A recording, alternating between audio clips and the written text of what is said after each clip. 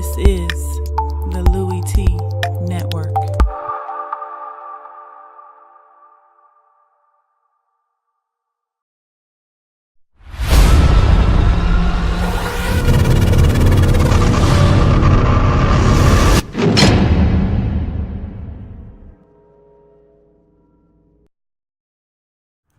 Who else could it be but me, your man, Louie T? Welcome to lockdown coverage week number 6 in the National Football League.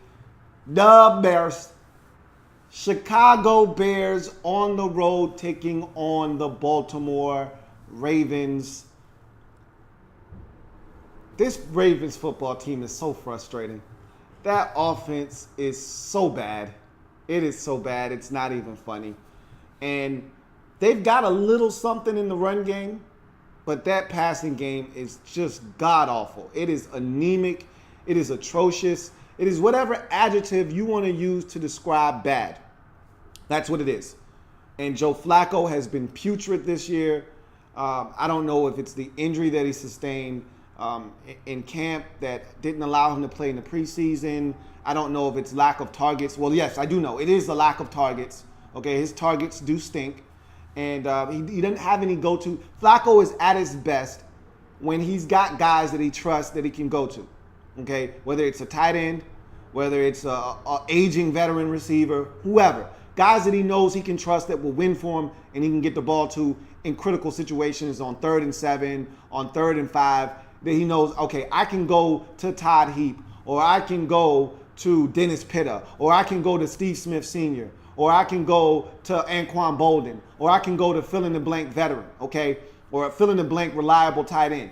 He doesn't have that guy right now. And because he doesn't have that guy right now, he is struggling. And so is this Ravens offense. And it's a shame because this defense, it's good enough for this team to win 10, 11 games. It really is. This offense is so bad that it's dragging the defense down, however.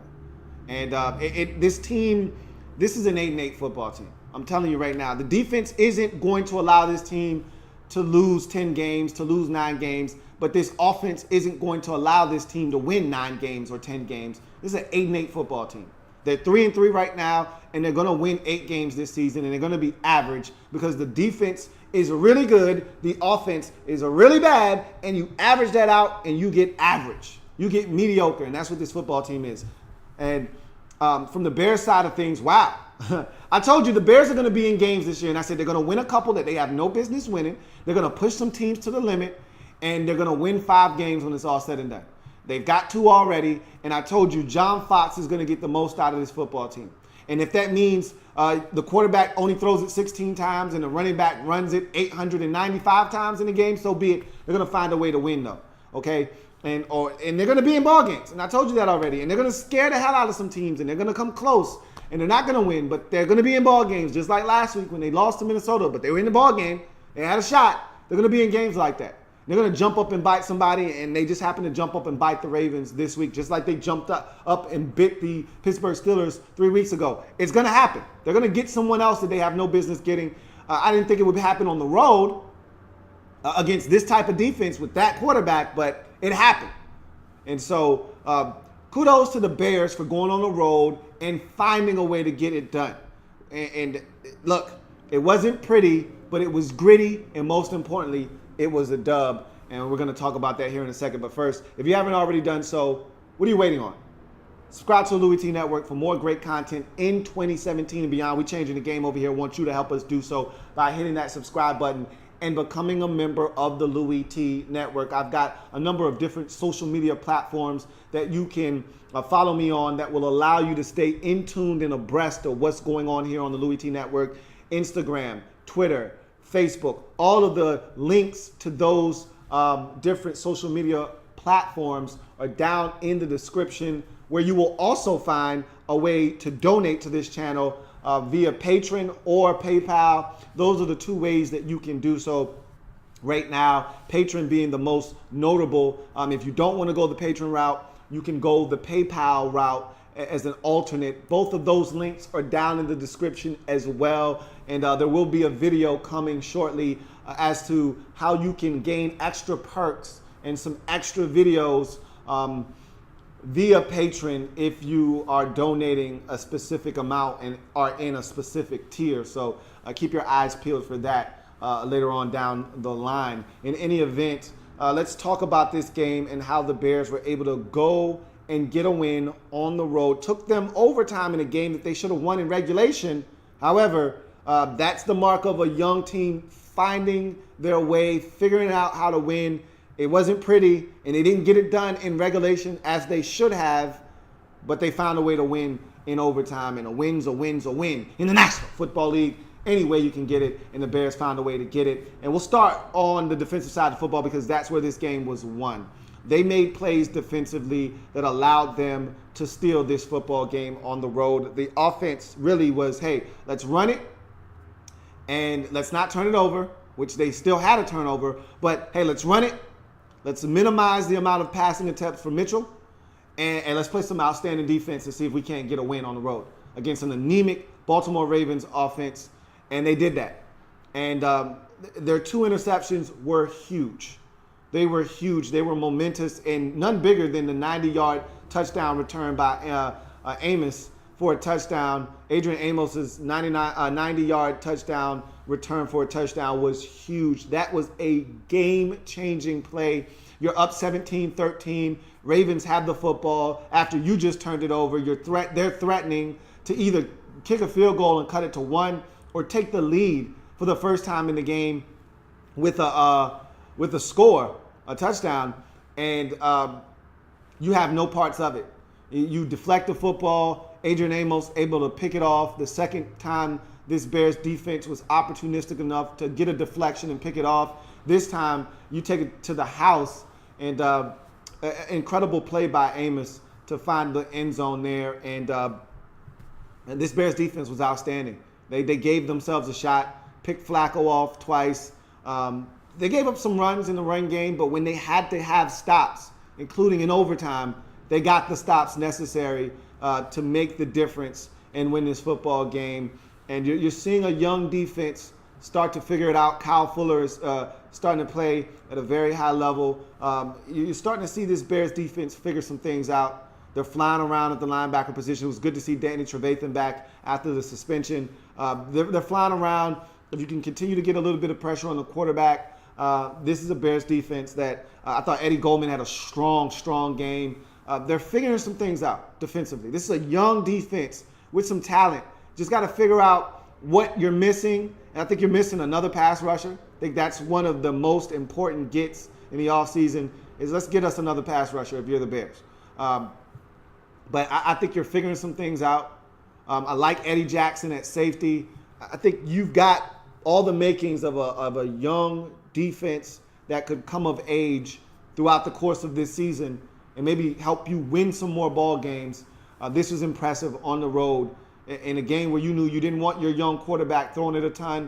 It was going to be a lot put on the plate of this defense, and I thought you responded to help this team win. Bryce Callahan with a pick, a huge pick. And how about that return after the pick? These interception returns by these Bear defenders, Amos and Callahan, these are exceptional returns, both setting up touchdowns, one directly resulting in a touchdown, the Amos 90-yard touchdown return, and the Callahan 52-yard return, that set up the Cohen touchdown pass. So those returns were vital because your offense wasn't moving the football that well. You needed to make those interceptions. You needed to make those count, and you did with those exceptional returns. So I thought this defense did their fair share in helping this Bears team get this victory on the road. You go to the offense, and look, this was an easy offensive game plan.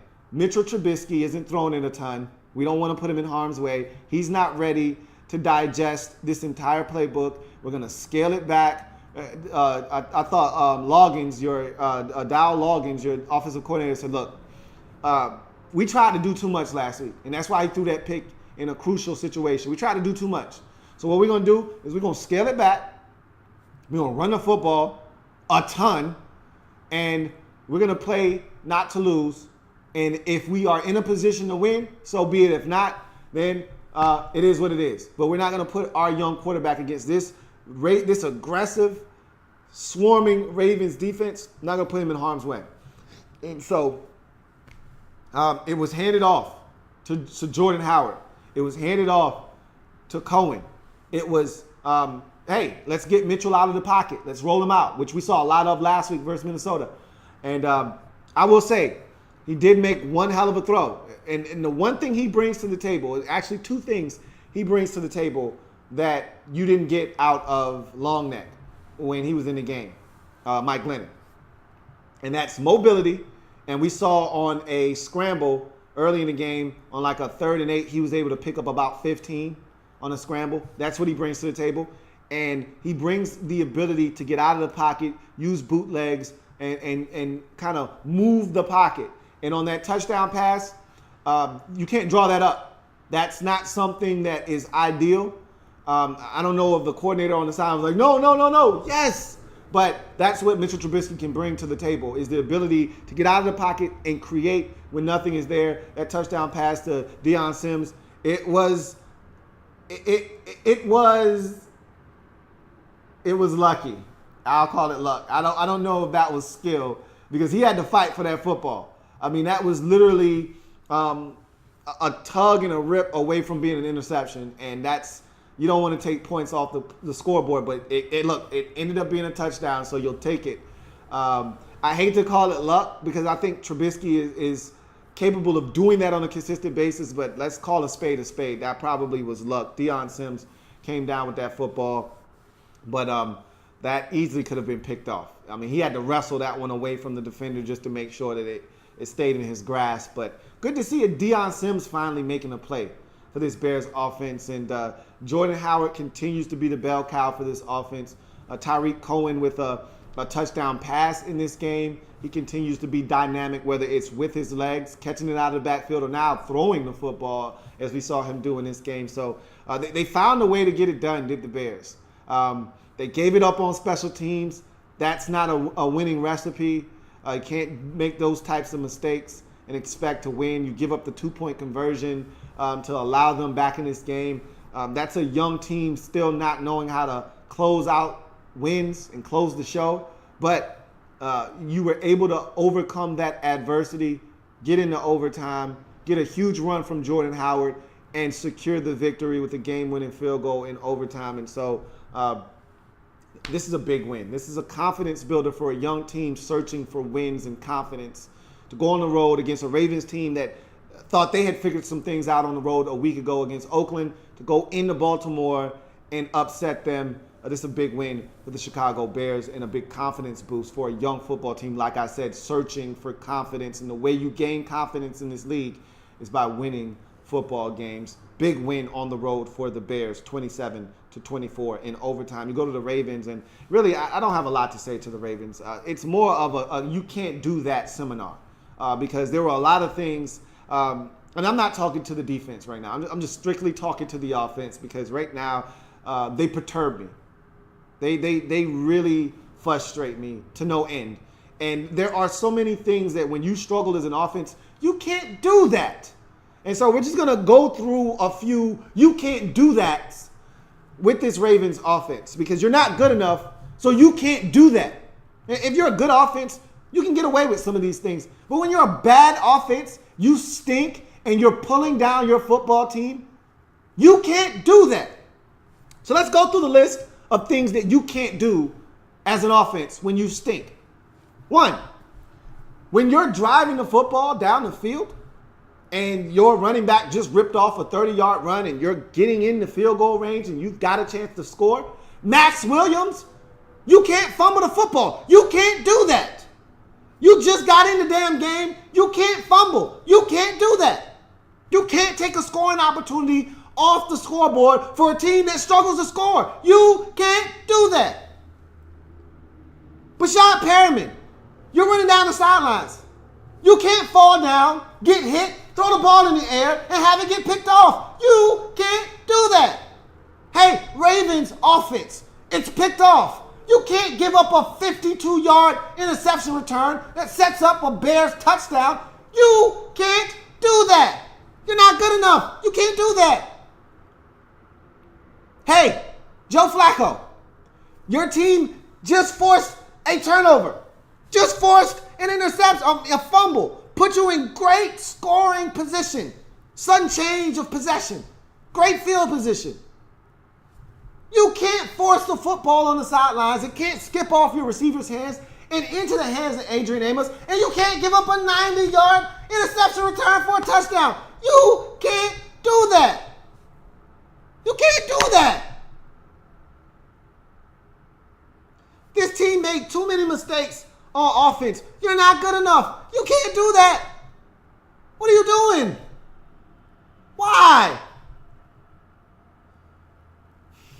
You want to lose at home to a team that you're not supposed to lose to? That's how you do it, right there. You can't do that. Oh, my goodness. This team, boy, I tell you, they frustrate me to no end. But you gave it a run. Let's go to the defense. I don't have much more to say to the offense. It was good to see Chris Moore out there. I don't know where he's been hiding. I don't know if he was injured or if he was just inactive to start the season. But a third-round pick should be on the field, and he looks like the best receiver you got. So I'd advise you to try to get him the football more. And I already told you Alex Collins is your best back. If you can't see that, then I don't know what you're looking at, but we're not watching the same football team if you can't tell that Alex Collins is the best back you got. He may have a fumbling issue. You're going to have to clean that up. But bottom line is he's better than Buck Allen. He's better than anything else you got in that backfield. He's the best you got. So you're going to have to roll with Alex Collins. Like I said, I'm going to move on.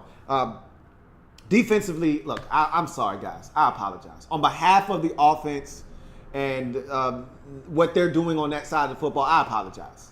I sincerely do. This defense is good enough to win 10 games and have this team win this division and have this team be a playoff team, but you're not going to. And it's frustrating because you guys deserve to go to the playoffs. This is a playoff caliber defense. You deserve to be playing postseason football, but you're not going to get there. I'm sorry. Matt Judon seems like he's upped his game a notch, and he's starting to play at the level at which the Ravens need him to play for this defense to take that next step. Ladarius Webb seems to be very comfortable now at the safety position and making plays. This defense is coming into their own, and it's really frustrating that despite all of your efforts to help will this team to victories, this offense is just that bad. And they're going to put you in some bad spots. And even the special teams tried to chip in and help out this game.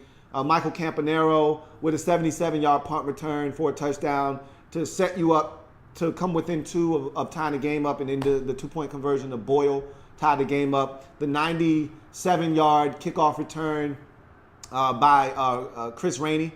The special teams tried. A defense tried.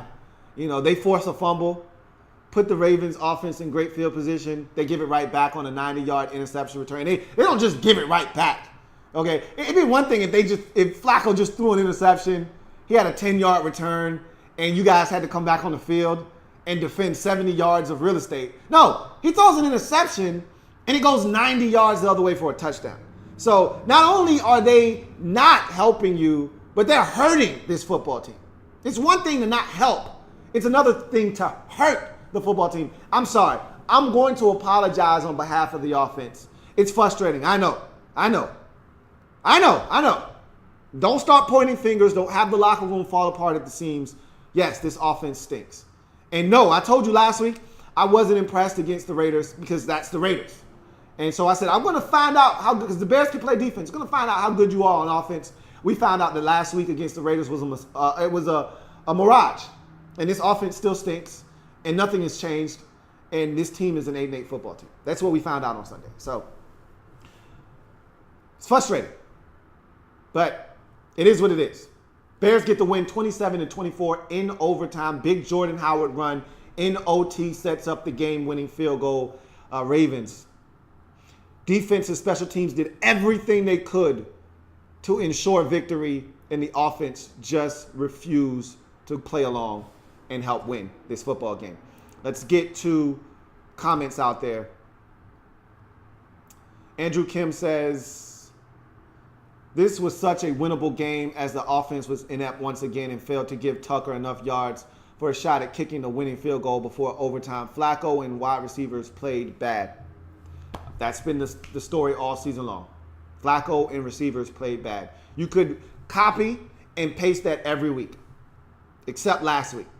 Flacco and receivers played bad. Copy and paste that next week because I'm pretty sure you'll probably have to use it again come next week. It's a shame, to be honest with you. This team, they just simply aren't capable of making the plays offensively that they need to make to give this team a chance.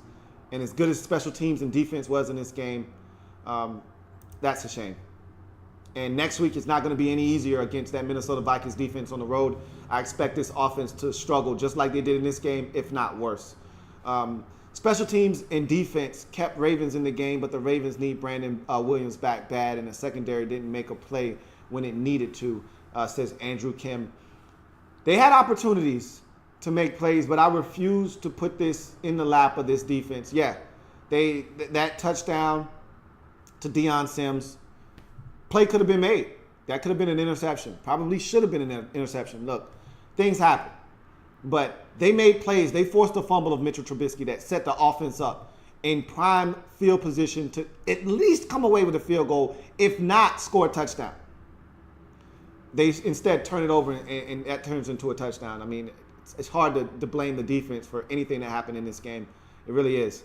Andrew Kim says, I just didn't understand why they always went after Fuller when he clearly was winning every matchup. I think they threw like 3 passes against Prince on Wallace when he was non-existent. That's the thing I didn't understand. Fuller is playing at a high level right now, and Prince Amukamara is the one you want to go after. Not saying that you're going to win that matchup with Mike Wallace either, but I take my chances on that side of the field than against Kyle Fuller. I don't understand why you think that's a good idea, and you paid for it with 2 interceptions in this football game. I just don't understand the logic there. But again, there are a lot of things that I don't understand week in and week out when I watch football on Sundays and Mondays and Thursdays. So, I couldn't understand why they decided that was the guy to go after in this football game. Enrique Valencia says, I can make the case that Flacco is the worst starting quarterback in the league right now. He's been Tozine-esque. Yeah, I can't disagree with that. I'd argue that there have been some bad performances on different teams. Brian Hoyer was benched last week. You know, Billy Ho benched in the game versus the Redskins because of his poor play. But even he had been playing some competent football at certain points and pockets of this season. I don't know if Flacco's had a competent game this season other than last week versus the Raiders. I think that was his lone competent game this season. Even in their wins, he's been pretty awful. And the run game has been the catalyst in the vast majority of their wins, aside from last week. So, you could make the case that Flacco's one of the worst starting quarterbacks in the league. I still think you could probably find 2 or 3 guys that have been worse. But, yeah, I get where you're coming from there. Leonardo F. says, how do you like Trubisky in this game? I wasn't overly impressed. I wasn't overly impressed with him in the Vikings game either. All of the razzle-dazzle and the razzmatazz that we saw in the preseason, you haven't seen it because you're playing against pros now and not guys that are out of the league or on someone's practice squad. He's not going up against 3rd and 4th string guys. He's going up against NFL pros that this is what they do. And I thought the Bears did a good job of minimizing his attempts. He only threw it 16 times in this game. And he's got a learning curve, obviously. I didn't think he was ready to start this year, or at least this early. So the fact that he's starting this early and he's already won a game speaks volumes. Now, again, a lot of it was run game. And, hey, just don't turn it over Mitchell. He still had a fumble in this game. But bottom line is he did make a throw for a touchdown. And he did help his team win a football game. So hats off to Mitchell Trubisky, but haven't been overly impressed with what I've seen. But again, I wasn't expecting much because I wasn't expecting him to be playing at this point anyway. So it is what it is. Andrew Kim says, pretty sure Perriman and Williams are both bust at this point. Injuries have limited both of them. And even when they are on the field, they are so inconsistent. Perriman feels like one. I never liked that pick in the first round. I just never did. He was inconsistent at Central Florida. He was never a guy that you could rely on that way. And I think the Ravens just got caught up in speed and in numbers in his workout. And they let that bamboozle them into making him a first-round pick. He was not a first-round type of wide receiver. And so, honestly, they deserve this one. You know, that's really frustrating. And you said Williams. Which Williams are you speaking of, AK? Hit me down in the comments so I can see which Williams you're referring to. I'll go to your next comment, though. Andrew Kim says, yeah, Moore will probably get more snaps moving forward. Some game experience will help him out. Just the Fuller matchup was one-sided. Yeah, I want to see more of Moore. I think he's a guy that can help. He looked like your most competent receiver on the football field in this game. And you don't have a lot of talent at receiver. I don't see why he's not on the field. I don't understand. No one should be keeping him off the field. He's a young guy that needs more snaps. And I don't know if he was injured to start this season or if he was just on the practice squad or wasn't active on game days or whatever, but he needs more snaps. Cloud says, I didn't watch the game, but the past games I've watched, it feels like Flacco's mentality isn't there. Also might be playing injured. He may be injured, but there's no excuse for some of the mistakes he's making. I'm a Flacco guy, so I'd be the first to try to make excuses for him if I could. There's no excuse for some of the throws and decisions that he makes throughout the course of a ball game. I don't think this is all injury related. I just think he's not playing well, and he doesn't have guys that he trusts. That's his biggest problem. When Flacco, like I said at the top of the show, when he's at his best, it's when he's got guys he trusts. Normally, he has a tight end that's a security blanket for him, whether it's Dennis Pitta or Todd Heap if you're going further back.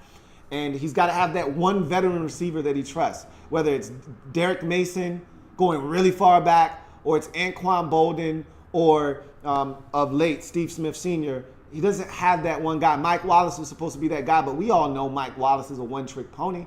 Mike Wallace is a one-hitter-quitter type of receiver. He's not a guy that's going to run the route tree, do the dirty work over the middle of the football field. That's what Flacco has been accustomed to. All the guys I just named, Derek Mason, Anquan Bolden, Steve Smith Sr., they did the dirty work. They caught the underneath routes, the routes over the middle where they knew they were going to take a shot. They were the ones that converted on third downs. He knew Dennis Pitta was going to do the dirty work, catch the tight, in traffic, 3rd and 6 pass for 7 yards. They don't have that guy on the roster right now, and that is killing Joe Flacco because he doesn't have a receiver that he can force the football to in tough, critical situations that he trusts, and that's really hurting him right now. Okay, Max Williams is who you're referring to. I'm not going to lie to you. I wasn't a Max Williams fan either, but he was the best tight end in that draft, and you guys felt like you needed a tight end at that time. But I was never a Max Williams guy either. I thought he was okay. I never thought he was great. I didn't think he was, worth, and I knew why he slid in that draft, and I think he ended up being a second-round pick for you. And injuries have really hurt him, but we'll see. I'm not giving up on Max yet like I am Perriman. Perriman, to me, is a bust. I don't think he'll ever live up to a first-round pick. I never thought he was worthy of a first-round pick. I actually think Max Williams was worth a second-round pick. And I think if he can just stay healthy, give him some more time. Right now, he's lacking confidence. That's a fact. More time on the field. If he's able to stay healthy, maybe he'll turn into something. We'll see. So we'll see what happens. But it's been a really disappointing season for the Ravens offensively thus far. This team easily could be 4-2, 5-1 if the offense would have played better. That Pittsburgh game was right there for the taking if you wanted it, but the offense was so bad in that game that you didn't have a chance. The one game you didn't stand a chance in was the Jacksonville game. Other than that, if this offense had played better this season, you might be 5-1 right now. But it is what it is. Bears get the win. To hell with the Ravens. We let the losers worry about the losing. The Bears got it done in this game. They're 2-4. They get the big road win in overtime, 27-24. They now have a little bit of confidence, and this is a team almost won last week against Minnesota. Win this week versus Baltimore on the road. They're gaining confidence. Now you take that confidence and you see if you can't parlay that into a victory next week against a tough opponent. This is a Bears team that I think they're coming along. And you need games like this to make guys believe in that locker room, that what they're doing throughout the course of the week isn't going in vain. And so this is a big win for a young football team like Chicago here on the road against this Ravens football team. For the Ravens, you can't lose these types of games at home. You just can't. You want to win your division, you want to make the playoffs, you can't lose to the 1-4 Chicago Bears at home. You just can't. You watch the Steelers lose on the road to this team, a game that they had no business losing. You can't afford to lose these types of games, and yet you let this one slip through your fingers. And at the end of the season, when you look up and you don't have enough wins to qualify for the playoffs, it's games like this that you're going to look back on and say, that's why we didn't make it to the postseason. In any event, if it happens in the National Football League, whether big or small, we cover it all here in the Lab Room on the Louie T Network. Bears will be at home next week taking on a Panthers team that is reeling after their loss on Thursday night. They were playing outstanding football. They took a step back on Thursday, had 10 days. We'll have 10 days to prepare for the Bears. We'll see if the Bears can't find a way to steal another one against a good opponent that they probably shouldn't beat. Meanwhile, this Ravens team on the road to Minnesota don't like the prospects of going on the road and having that tough Minnesota Vikings defense up against this anemic Ravens offense. We'll see what happens. In any event, more games to break down, including Tampa Bay going out to the desert and getting steamrolled early, losing Jameis Winston, but roaring back and making it a ball game. And the Packers, in arguably the biggest storyline of week number 6, losing Aaron Rodgers potentially for the entire season against Minnesota with a broken collarbone. All of those games and more here on Lockdown Coverage. Stay tuned. I'll be back. I'll see you a little bit later on. Have a good one.